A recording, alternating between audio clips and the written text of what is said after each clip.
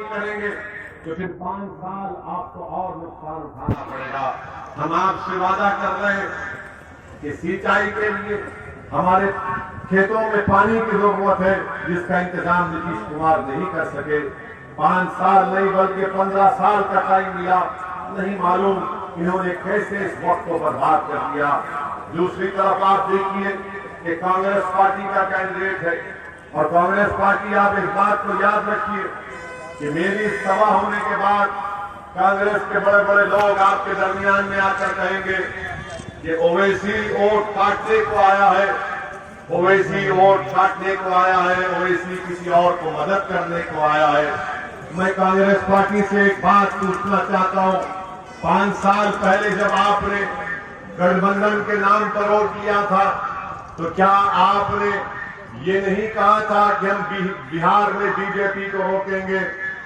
क्या नीतीश कुमार आपके साथ नहीं थे? अगर आज बीजेपी बिहार में सत्ता में है तो क्या इसकी जिम्मेदार कांग्रेस पार्टी नहीं है? आपने बिहार की जनता को 5 साल पहले, भाई साहब उठ जाइए, भाई साहब, आपने 5 साल पहले बिहार में बिहार की जनता को झूठ बोलकर, उनको धोखा देकर वोट हासिल किया। इसीलिए हम आपसे कह रहे हैं कि दोबारा आप इनके झूठ का शिकार मत होइए। ये कांग्रेस पार्टी वो पार्टी है, अगर आज भारत में अक़लियतें कमजोर है, अक़लियती मुसलमान अगर तालीम से दूर है, तो बताइए इसका जिम्मेदार कौन है? यही कांग्रेस पार्टी है।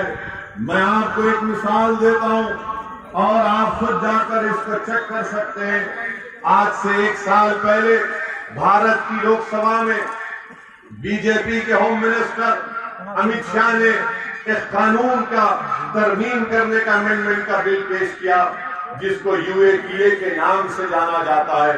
पूछिए इनसे, ये कानून जब से बना हमेशा अक़लियतों के खिलाफ इस्तेमाल हुआ, खासतौर से मुस्लिम नौजवानों को इस कानून के जरिए जेलों में डाला गया। 5-5 साल, 7-7 साल बच्चे जेलों में अपनी जिंदगी, अपनी जवानी को बर्बाद कर दिए।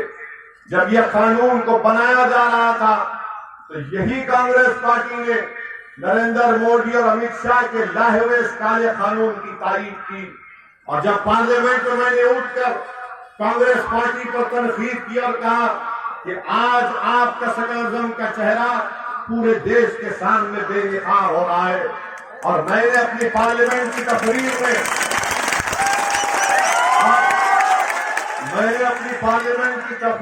ये बात कहा, सुनिए, मैंने अपनी पार्लियामेंट की तकरीर में कहा कि इस कानून का इस्तेमाल जब तुम पर होगा, तुम्हारे कांग्रेस के लीडरों पर होगा, और जब तुम्हारे नेता 3-3 साल, 5-5 साल जेल में सड़कर निकलेंगे, तब तुमको अंदाजा होगा इस कानून का। तो बड़ी गड़बड़ की कांग्रेस के लोगों ने, एमपीज ने।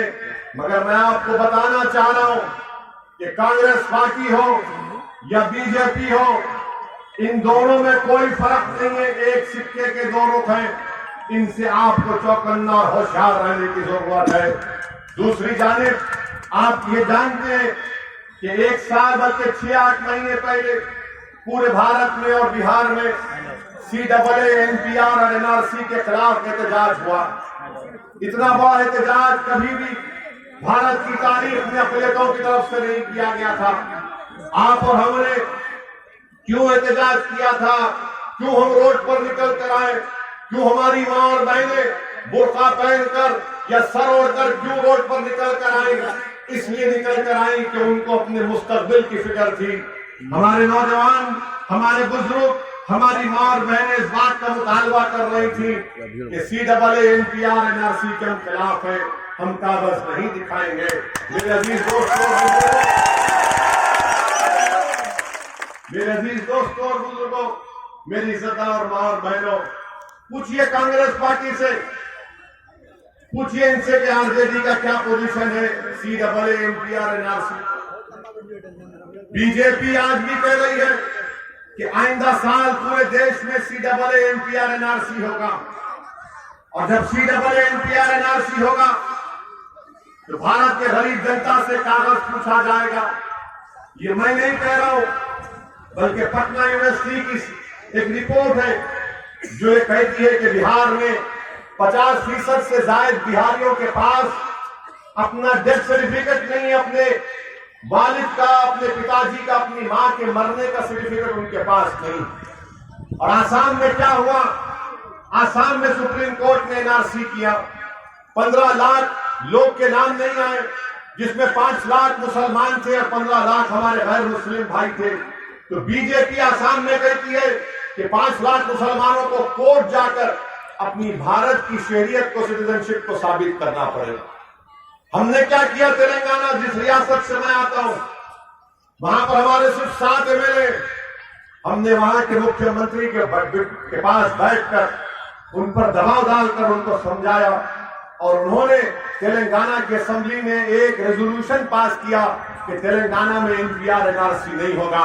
मेरे भाई, मेरी मां और बहनों, ये एक चीज को आपको समझने की जरूरत है। और अब जवाब यहां से हमारे भाई